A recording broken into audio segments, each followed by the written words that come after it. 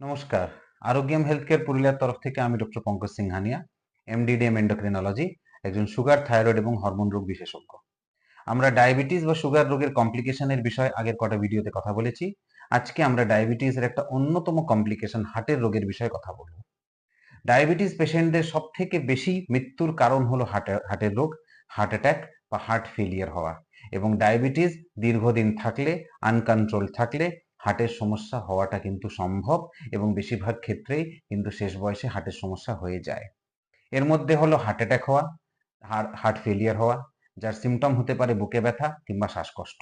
কিন্তু নার্ভের প্রবলেম হওয়ার জন্য অনেক ডায়াবেটিস পেশেন্টদের বুকে ব্যথা হয় না, কেবল শ্বাসকষ্ট হয় এবং অনেক ক্ষেত্রে কিছু বোঝার আগেই পেশেন্ট মৃত্যু হয়ে যায়। তাই ডায়াবেটিস পেশেন্ট যদি আপনারা থাকেন তাহলে কিন্তু আপনার হার্টের বিষয়ে সচেতন হতে হবে, হার্টের চেক আপ করাতে হবে এবং জানতে হবে হার্টের অবস্থা কেমন আছে, বিশেষ করে যদি আপনার বয়স 40 বা 50-এর ঊর্ধ্বে থাকে। আমাদের কাছে এখন অনেক বহু মেডিসিনও এসছে ডায়াবেটিস চিকিৎসার, বিশেষ করে কিছু কিছু ট্যাবলেট, যেগুলো দিয়ে কিন্তু হার্টের প্রোটেকশন করা যায় এবং আমরা চেষ্টা করি আমাদের ডায়াবেটিস পেশেন্টের প্রেসক্রিপশনের মধ্যে সেই ট্যাবলেটগুলো ইনক্লুড করা, যেন দীর্ঘদিন হার্টের রোগ থেকে বাঁচা যায়। ধন্যবাদ।